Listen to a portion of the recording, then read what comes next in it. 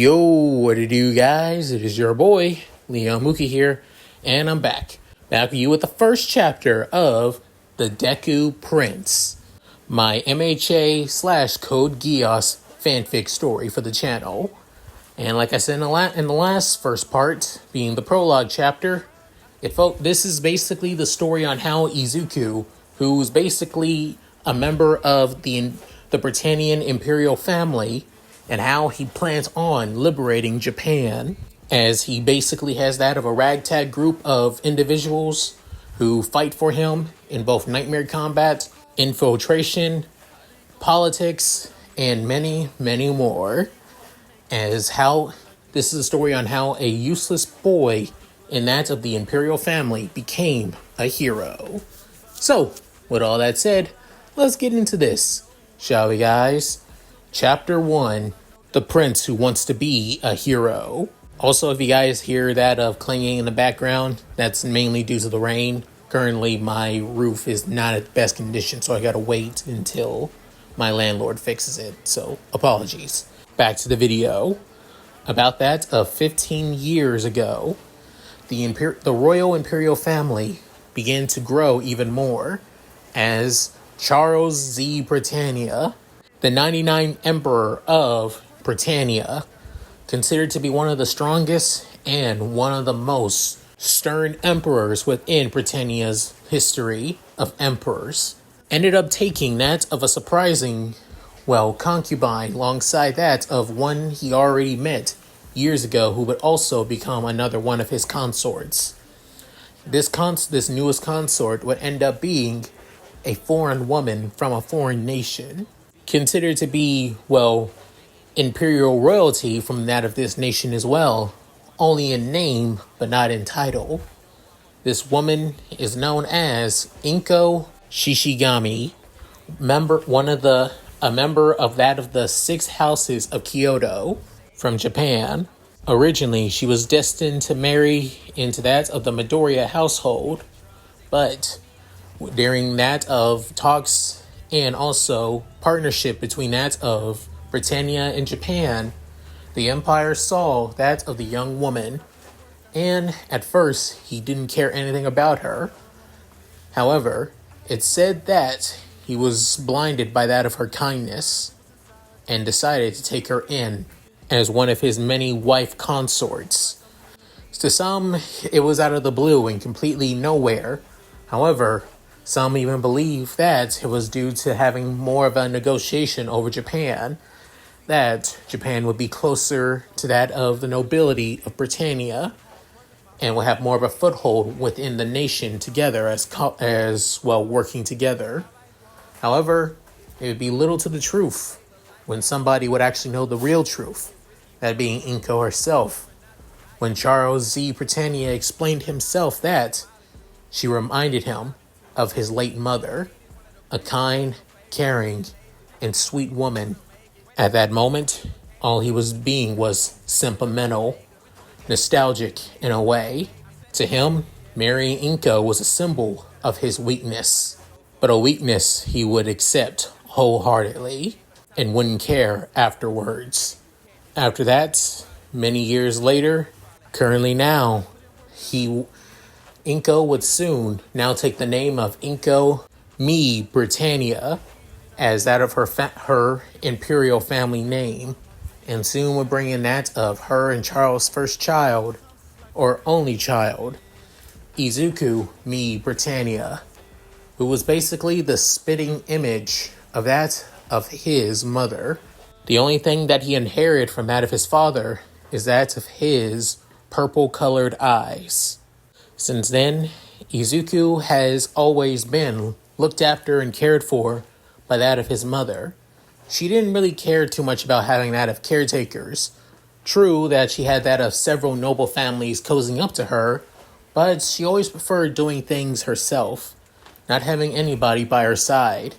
Hell, she only had that of a few bodyguards, and didn't even have her own personal night order, like that of one of her closest friends, Marianne V. Britannia, who was stated to be that of, Charles's favorite consort wife after all, given that she was originally one of his knights when she was part of the Knight of the Round and the former Knight of One. A commoner woman who earned the title of Knight of Round and now Emperor Consort as well. But even with that, Inko and Marianne always had it off. They were close already. They were almost around that of the same age, with Marianne being at least that of 5 years older than that of, well, Inko. And they both cared about each other's children. For example, Marianne's oldest child, Lelouch v. Britannia, and Izuku's older brother by 1 year, cares deeply about Izuku. However, it's their bond and caringness for that of their younger sister, Lelouch's biological younger sister, Nanali, and Izuku's half-sister. The two were always close, especially Izuku and Nanali. The three of them are always inseparable, but not just them. They even had that of their other half-siblings, like that of Euphemia Lee Britannia and Cordelia Lee Britannia. Cordelia, one of their older sister and second princess to that of the imperial throne, cares deeply about that of the three actually, mainly because Marianne was that of her idol. And as for Inko, well, Inko always cared about Cordelia when she was younger, even encouraged her and motivated her to be to achieve her goal as a knight, to not aim for the throne, to be like her idol. Because of that, Inko was more of a true mother figure for that of Cordelia. As for that of their younger sister, Euphemia, or Yuffie, she was always close to that of Izuku, Nanali, Lelouch. Even sometimes their other half-sister, Maribel, always tagged along too, when she wasn't, well, too busy after all. But when they always play around, Izuku never actually played knights and princesses, like how he always wants to play heroes with that of his siblings. With Lelouch, Maribel, kind of confused on why heroes when not knights after all. With Izuku basically excited and happy, talking about that of superheroes from that of his mother's homeland of Japan, like that of Super Sentai, Kamen Rider, and Ultraman, and many other cool superheroes in that of mask and helmet and armor and spandex and all that. Seeing them as the golden standard of protecting the innocent, no matter who they are, no matter their race, diversity, rank, class, or anything, or even if they're noble or royal like us. A hero saves everybody and protects everybody, no matter what. With that, a few of them were actually quite shocked by this, mainly that of Lelouch and Maribel. However, it was Nanali and Yuffie that basically sealed the nail in the coffin for Izuku, with Nanali saying, "Then go for it, big brother." With then, Izuku shocked, "Go, I believe in you. You can be a great hero." With even Yuffie saying, "Yes, be a awesome hero, Izuku." With Izuku hearing this, saying, "I'll be the greatest hero. I'll be a hero that everybody can look up to. I'll be a hero where everybody that sees me has a smile on their face to make everybody happy." With that, Izuku couldn't help but basically laugh and had a cheerfulness alongside that of Nanali and Yuffie. With Maribel and Lelouch, on the other hand, a little bit sighing, but they couldn't help but look at that of their little brother with that of love and also in wonder as well. It's the eyes of a child after all. However, as time goes on, that those eyes of wonder begin to luster when Izuku is not really that good at many things after all. He's not good at that of court fencing, which a lot of nobles basically prefer. He's not that really good at that of horseback riding either. He has a nervous and shy, timid aura to him when people basically call him out or try to be mean to him. After all, once that happens, he kind of shuts down. Because of that, it led to a lot of people basically calling him the useless prince, a prince that can't do anything right, even though there were a select few who saw that of the actual good potential that Izuku was capable of. He's a fast learner, he studies, he analyzes, he's good at basically aware of people, his own and other people's surroundings as well. Not to mention the thing that draws people to him without even them realizing it. His strong sense of justice to protect others, to help them, even when he doesn't need to. It's like when he sees somebody in trouble, either being verbally abused or basically physically, he can't help but basically step in. And because of this, it led to a lot of, trouble for him and his mother after all. Because of this, a few nobles who supported that of his family backed out and sided with other imperial families instead. Not to mention, Inko wasn't involved, didn't care much about that of building up her ranks or anything like that.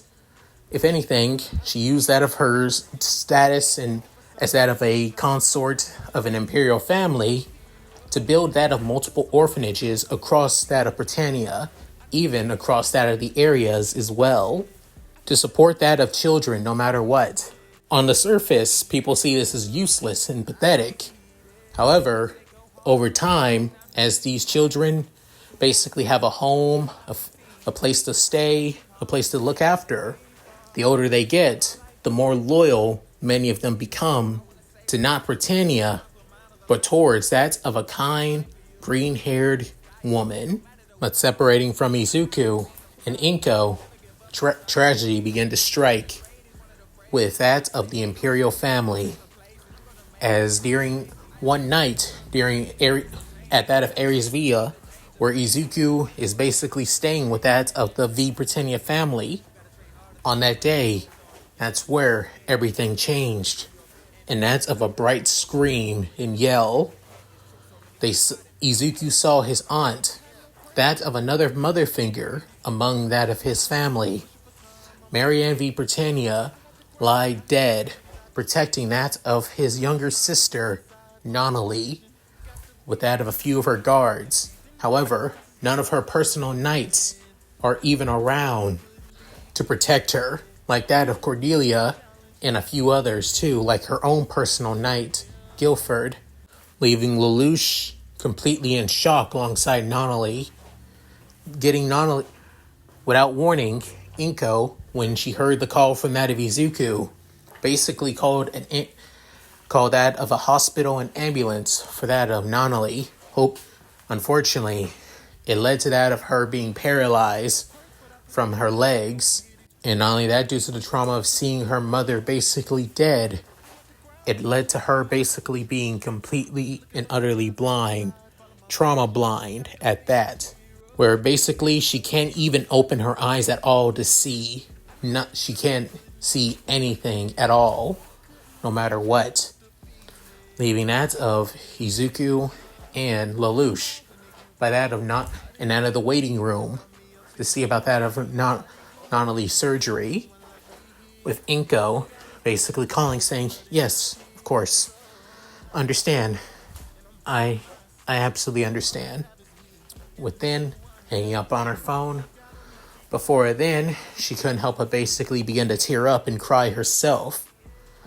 With then Izuku seeing his mother crying, saying, "Mommy, are you okay? What's happened?" But then she basically clinging onto that of Izuku, continually crying and whimpering, with Lelouch going over to her as well, as he also clings onto that of her, stepson, seen as nephew actually. Within, she's saying, "It's so horrible. I can't believe this. Why? Marianne hasn't done anything wrong." With Lelouch saying, "Auntie Inko, please, tell me, what's going on? who did this to my mother? Then Inko basically trying to cover her tears. However, they just continue to run down saying, we don't know, but it's obvious it was an assassination attempt. A plot to basically end the V Britannia family, but it seems Marianne is the only one that was killed. And not only, oh, I'm so sorry, Lelouch. I wish this didn't happen. But then Lelouch, still completely and utterly in shock, saying, Is father going to do anything about this? Is he going to? But then Izuku saying, yeah, Daddy will do something about it, right? He's the Emperor. He makes sure that Aunt Marianne won't be suffering, right? She'll be brought to her murderers will be brought to justice, right? But then looking at that of the two people that she sees as sons, then she continued to cry even more, saying, I'm sorry, you two. I'm so sorry. But Charles won't be doing anything about this, unfortunately. Within hearing that, something basically snapped in that of Lelouch, as he couldn't help but not say anything. With Izuku saying, but he's the Emperor. He's the good guy, right? He's supposed to protect his family, right? But then Inko saying, I'm so sorry, you two. I'm so sorry, Lelouch. I really wish I could do something to help. However, Lelouch basically stayed quiet this entire time, not saying anything at all, with Izuku still completely and utterly shocked, wondering why. Why isn't his father not doing anything? Shouldn't they? He's the Emperor. He can do whatever he can to protect his family. It's his duty as a father, as a husband. So why isn't he? At this young age, Izuku didn't understand. To the Emperor, if he does something about this, he'd be seen as weak, caring too much for a woman who died, who wasn't strong enough to survive. But now, all he's basically is hearing is that his father doesn't care anything about his family. A couple days later, during that of Lelouch basically wanted to make an audience for that of his father. With Izuku completely shocked about this, wondering why, as he wanted to go to that of his brother, he tries running as fast as he can into that of the Imperial Castle of Pendragon, before hearing that of his father basically screaming, "You are dead to me!" Within, Izuku completely shocked and scared by that of the loud voice, with even then hearing that of Lelouch's voice, basically wincing in that of fear and pain. Within, running even farther, hearing that of his older brother. Within, hearing his father's voice once again, "You were dead to me since the moment you were born!" With Izuku hearing these words from his father, still in that of complete and utter shock.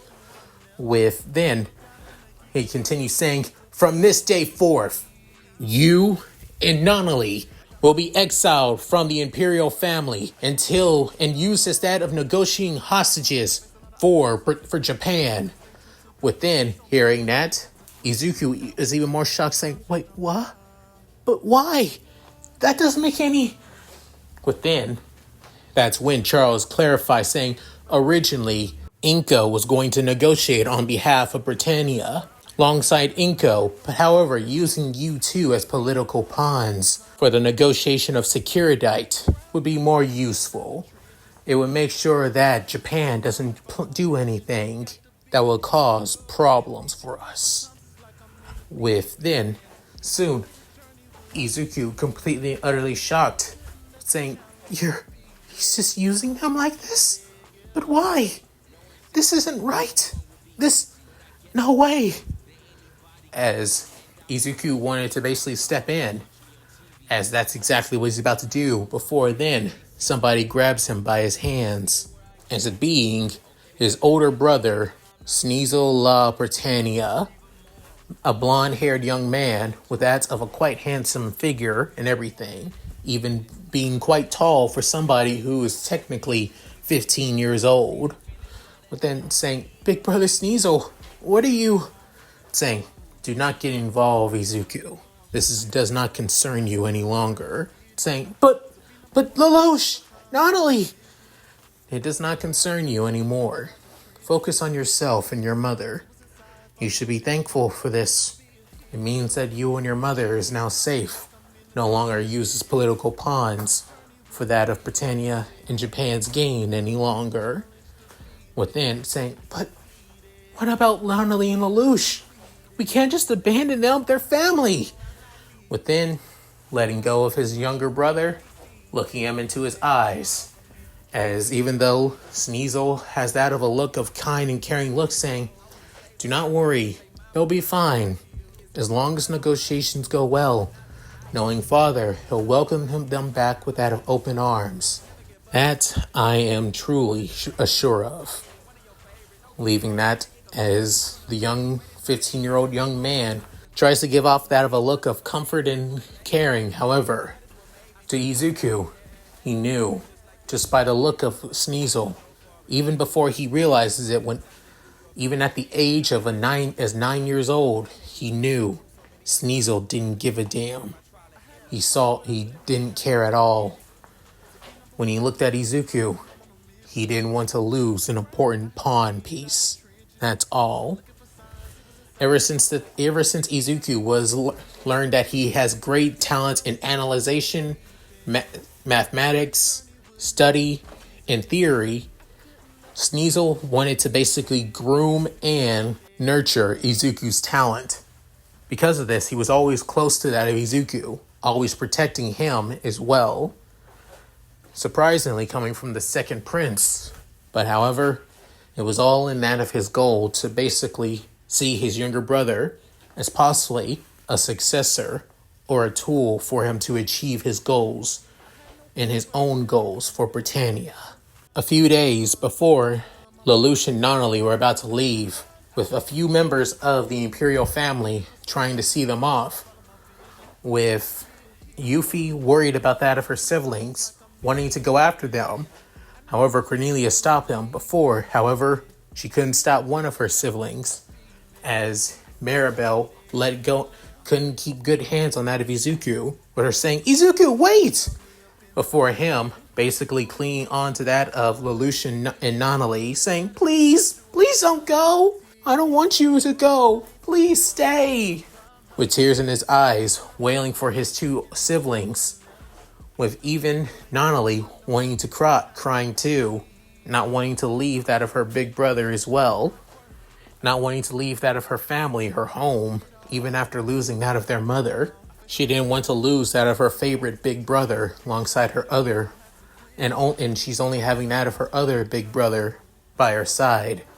But even Lelouch, seeing the look on Izuku, the look of pure and utter not wanting to leave him behind, as he was already accepting the fact that the Imperial family would abandon them, would leave them behind, use them as nothing but tools. He's accepted that. But when he sees the look of his younger brother, even 1 year younger than him, with a kind, caring heart, who cares about everybody, even those who shouldn't be cared about at all, not clinging on to him, as Lelouch wanting to break down too, as he mentally thinks, what have I done? Not only and I are being used as tools, but Izuku, I'm making Izuku suffer too, just for my actions, my pride, my desire for wanting answers. This is what my hubris gets me. Losing my home, being used as a tool, both me and Nonali, and the pain of seeing my younger brother like this. I know I'm the one that deserves this, but definitely not them. Why do they have to suffer? Why does Nonali and Izuku have to suffer? For my hubris, damn it! With Lelouch soon noticing that of Cornelia grabbing that of Izuku, as saying, let go of me! Let go of me, Cornelia, please! We can't let him go! But then Cornelia saying, I understand, Izuku. I truly do. But this has to be done. But the Emperor's decree is final. saying, but then, soon, Izuku just continued even more crying for the fact of losing his siblings even more. But then Cornelia saying, Lelouch, Nonali, please stay strong. Before you know it, time will go by and all this will be over and you can come back. Father has made promise of that, I swear. And once it's over, I'll come back. I swear it. And pick you up myself, as your big sister should. Within, Lelouch, not even caring about that of Cornelia's words, look away, but saying, thank you, big sister. Before then, having that of Nonali's wheelchair, grabbing that of Nonali's wheelchair and wheeling them away to the plane, with Izuku still crying for the fact of losing his siblings. After at least that of a good year has gone by, negotiations with Japan basically broke down instantly, as Britannia would go straight to war with Japan and soon would release that of the new generation Nightmare Frame. The fourth generation Nightmare Frames known as the Glasgows. With Izuku completely and utterly shocked by this, wondering why this is happening. What about Lelouch and Nonali? With him trying to get answers, the only person that would basically be straight with him and not hold anything back was Sneasel. Within the blonde-haired young man, now 16 years old, saying, it's only obvious, my dear younger brother. Negotiations have broken down. Lelouch and Nonali are dead, and now the war has begun. Within hearing all this, Izuku felt like a part of him has broken. A part of him has basically lost his siblings, his reasoning for continue going on. Then, as time went on, Izuku's motivation to continue moving forward without his siblings just broke. He had nothing. The two siblings that he cared deeply about, especially Nonali, who he saw as his best friend, basically gone. And he can't do anything about it. As confirmation, the Kiruji shrine that Nonali and Lelouch were staying at was completely and utterly destroyed, with that of the V Britannia rings that they wear symbolizing their imperial status as royalty was completely gone, was all that remained, showing that they were dead. Because of that, Izuku's life took a nosedive. Even his motivation on wanting to be a hero, wanting to save people, wanting to protect others, was starting to die. All because he lost two people he cared about. And thus, it started to grow even more. The rumors about him being called the useless prince. A prince that couldn't do a single damn thing right, and seen as useless. Even to the point that a lot of nobles tried to convince the emperor to basically remove him from the line of succession, that he can't even do a single thing right. However, the emperor, even though he is a cold and uncaring man, said it himself, unless he shows that he truly cannot prove himself and that he is truly worthless, then he stays a prince. Simple as that. My decision is law. With that, even though Izuku and his family was saved by that of his father, it still basically shows that nobody truly seen him as capable at all.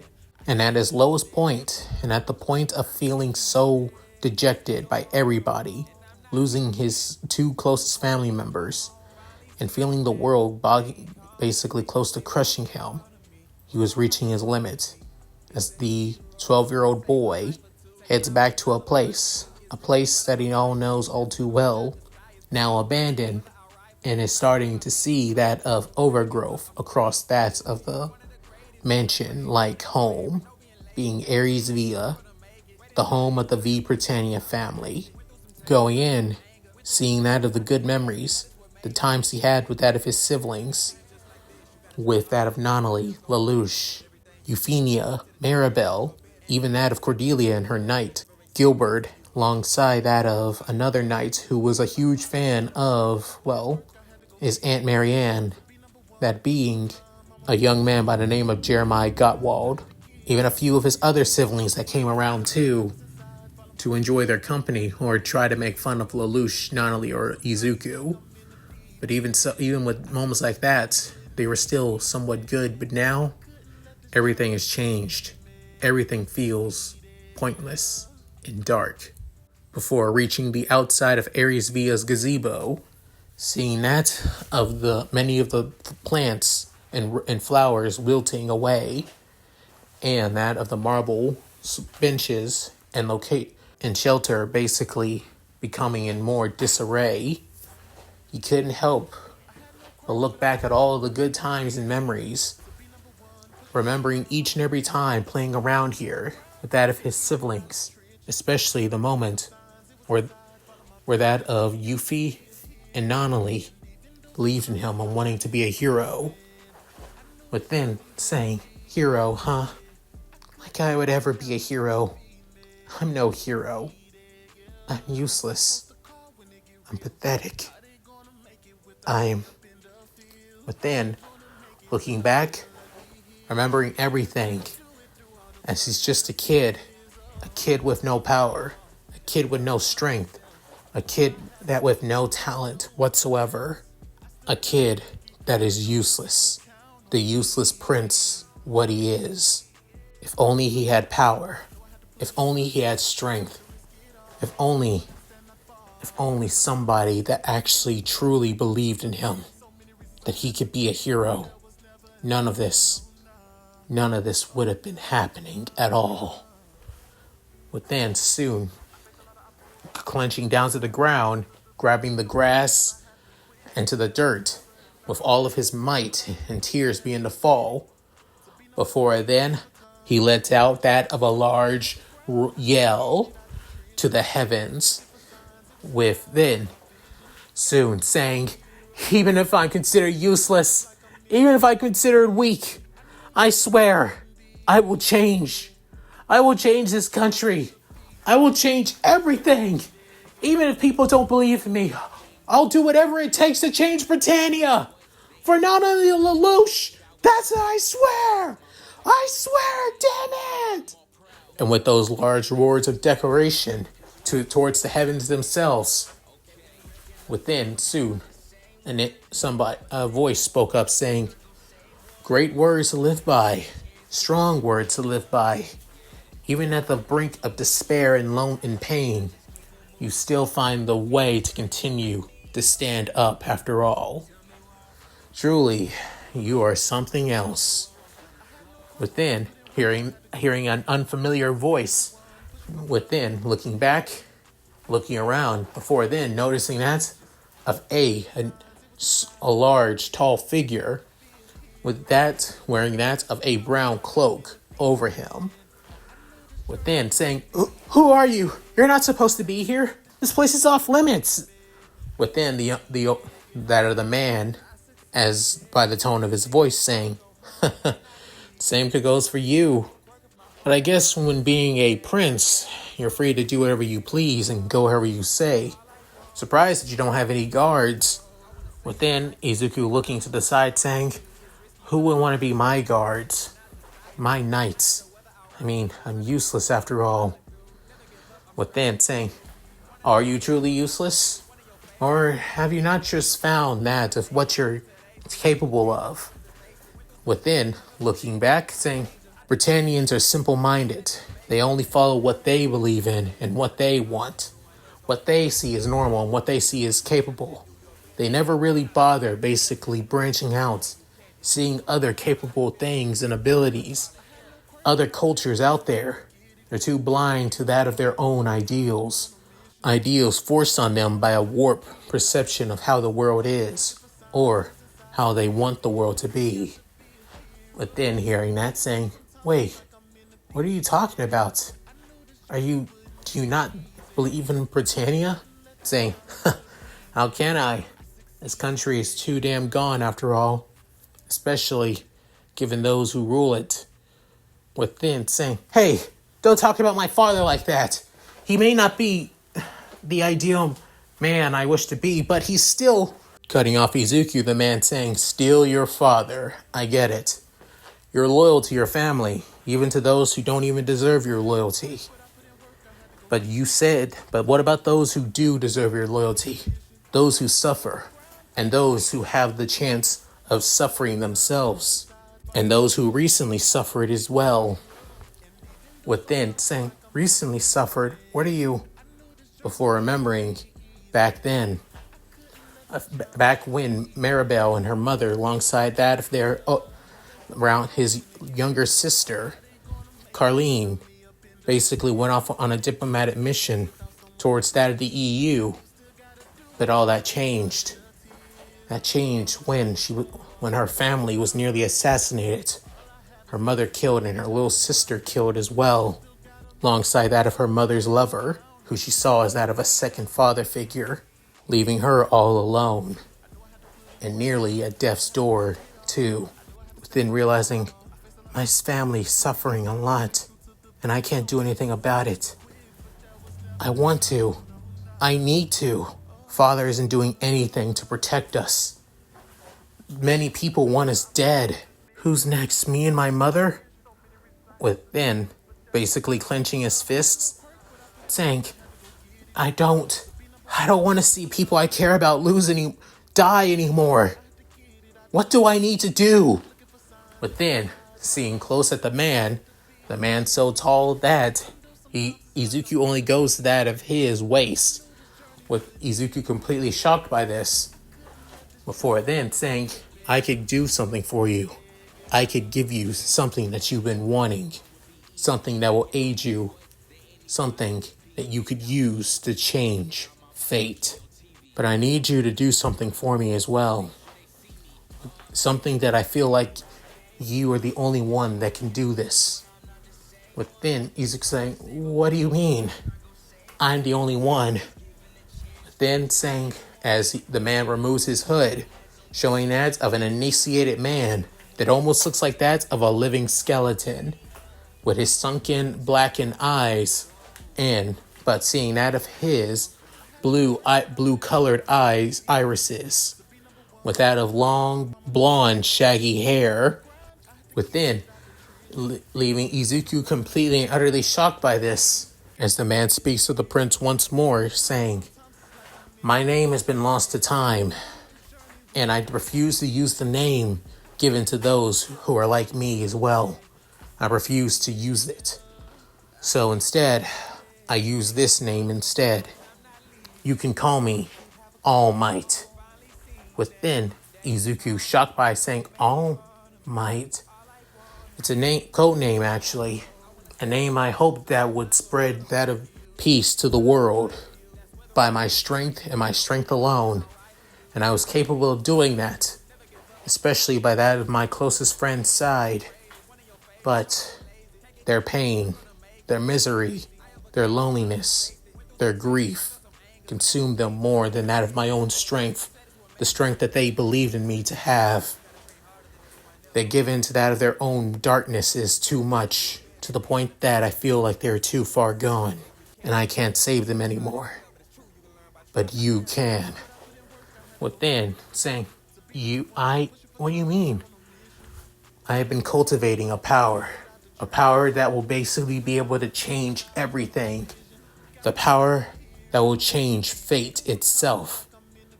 You are the only one I can believe that has the status and the right position to change this world's fate. All I need to know is that, are you willing to accept it? If you do, this puts you against that of your family, your countrymen, and everybody else. You'll have to make hard decisions that will basically see you as both in a negative light and possibly even hard for you to sleep at night as well. Are you willing to accept this?" Within, saying, "Can I, if it's possible, can I use this power to be a hero?" Within, the man's eyes widening in shock, saying, "A hero? You said that, actually. You what kind of hero do you want to be, young man? Within, as Izuku, clenching his fist, thinking about all of his siblings, his family, the people he cares about, but also those who suffered as well. Saying, I want to be the kind of hero that makes everybody smile. The kind of hero, when they look at me, they'll feel all right, that they believe in me. I don't care about the throne of Britannia. I don't care about being emperor. I don't care about how I'm seen by Britannia. All I care about is making those who suffer have a better future. That I can be their hope, that I can be their beacon that lights their way. The person who's always there to help, to lend a helping hand in need. That's the kind of hero I want to be. Within, hearing this boy's declaration, the man known as All Might couldn't help but smirk, saying, truly, I made the right decision. Allow me to dispose upon you a power that will change fate itself. The power of the kings, the power of Geass, but a more powerful form of Geass. Within, going to that of the young man's height and pressing his forehead towards that of Izuku's. Within, Izuku begins to see many things, from that of a row of women to that of two planets about to collide, a staircase to that of a plane within the sky. Within, seeing that of a bright pillar of light, and with it all coming to an end, seeing that of a red bird float into that of a symbol. However, that soon red bird symbol becomes gold. And then that golden-like bird symbol is now in Izuku's right eye, with him blinking multiple times as it disappears. With then saying, what just happened? Saying, I've given you a power that will change fate itself. As I said, it's only up to you to know how to use it. It's called a Geass. Many Geass abilities are random depending on how that person sees themselves or they see the world. But this is a Geass I made sure to give to you. A Geass that will be able to change the fate of everybody around you when you use it on others. You could see their fate, their future, what their destiny leads to if you choose not to interact with it. And if you choose to interact with it, you could see their destiny improving or becoming worse. Depends on you. Then Izuku shocked, saying, the power of Geass to see other people's fate, their future, their destiny. I can control it in the palm of my hands. Are you sure that within, soon, looking back at the man already walking away, saying, wait, just who are you really? Truly? Within, soon, stepping in place. Before then, looking back, saying, I've given up the name that I was born with. And I refuse to use the name that I am given when I become this. Like I said, just call me All Might. A man who dreamed of wanting to make the world a better place. To be a pillar, a symbol for the world, but failed. I only hope you do not fail as well, young hero. As he walks out of the, garden gazebo, back into that of Aries Villa, of leaving Izuku all alone, but now dispose upon him a power that can change fate of others. The power to change people's destinies in the tips of his fingers. All he needs to do is interact with those people and see what fate holds for him. And that's it. Thank you guys for watching. Hope you guys enjoyed the video. Please tell me what you guys think in the comments below. Love to read them. So, how did you guys like this? You guys liked how I incorporated Izuku into that of the Imperial family? Like how he's basically has a close relationship with Nonali and Lelouch, but sees Nonali as his closest best friend and sibling. And do you guys think that his idolization of heroes is forced, or do you think I did a pretty good job at it? I like to hear what you guys have to say. At any rate, if you guys like this, please like, comment, and subscribe. Hit that bell notification to get updated my videos upload to the channel. Also, please check out my Discord, gaming channel, main channel, other channel, Patreon, and Cash App. All linked in the description below. So, with all that said, this is Lelouch signing out. Later, guys. I hope you all take care.